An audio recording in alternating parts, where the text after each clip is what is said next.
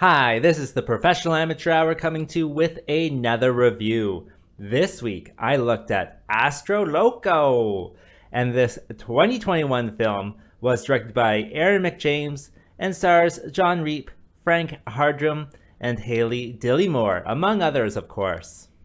The story of this one is about this crew on this spaceship, and as they travel around, I guess it's Jupiter, their company kind of drops them and abandons them, so they're just left up to their own devices, and they have to start fending off, cabin fever and whatnot.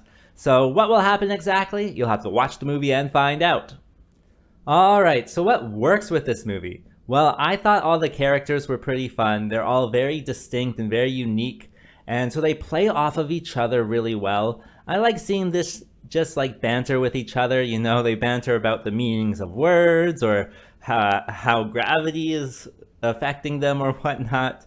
And there's also like an AI voice, and this AI voice comes in and out, and he's supposed to be like their psychiatrist and keep them away from cabin fever. And so he's pretty interesting too, and all the stuff he says to them.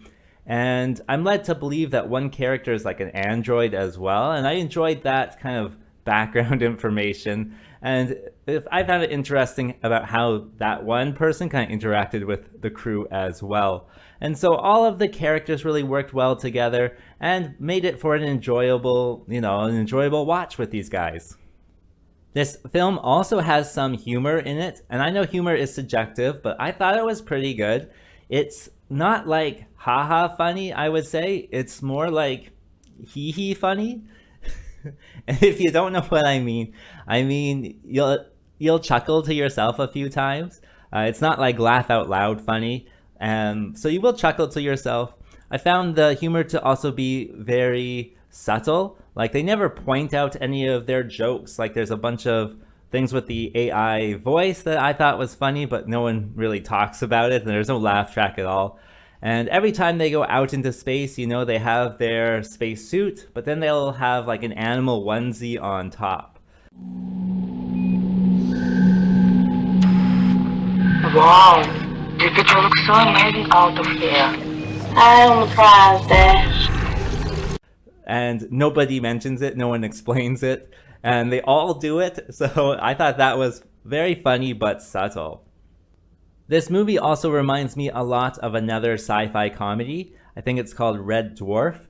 All the style and the props and the shooting and like all that type of stuff is very reminiscent of Red Dwarf.